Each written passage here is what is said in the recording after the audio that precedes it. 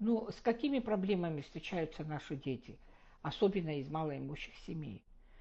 Есть такой разный спектр проблем, и, к сожалению, есть дети, которым, допустим, общественные организации или государственные структуры приходят на помощь. А есть такие дети, которые, к сожалению, до которых не доходят и наши руки, и руки правительства. И потому эти дети могут остаться как бы за бортом и не получить то образование, которое они должны получать. В первую очередь это бедность как нарушение прав человека. Например, есть дети, которые получают перед тем, как пойти в школу, в первый класс, получают какие-то минимальные, проходят курсы, получают типа как нулевых классов, да, которые могут получить какое-то образование для того, чтобы учиться и в первом классе и быть как бы уже для них это было бы не так трудно, как обычно бывает это для детей, которые эти курсы не проходили. Дети из малоимущих семей, они не имеют такой возможности, потому что в основном эти курсы или же эти классы и так далее, они платные.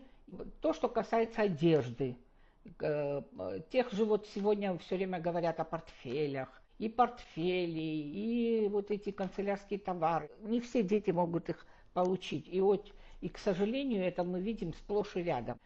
Есть еще дети, которые, например, ведь не только мы говорим о малоимущих детях, семьях, но есть дети, которые, к сожалению, в силу некоторых болезней, да, то есть нет возможности проверить их полностью на состояние их здоровья, чтобы они не болели, чтобы они приходили в школу и могли пользоваться медицинскими услугами.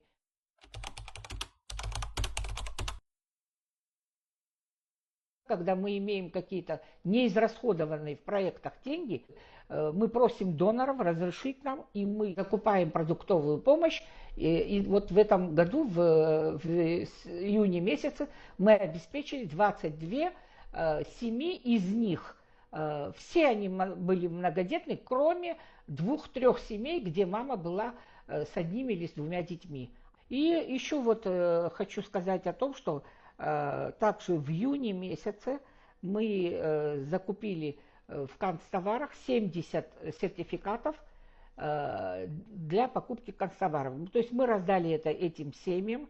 Получается, что на ребенка 1 сертификат. Если в семье 3 детей или 4 детей, которые ходят в школу, то, естественно, 4 сертификата они получали. Они должны были сами пойти и отовариться в этом магазине, купить то, что им нужно. Потому что по классам там целое может быть различие. Кто-то 1 класс, кто-то 5 класс, а кто-то еще и студенты есть. А вы знаете прекрасно, что, например, общие тетрадки для студентов, большие эти, 180 рублей. Не все могут себе это позволить сегодня. Я имею в виду, опять-таки, из малоимущих семей.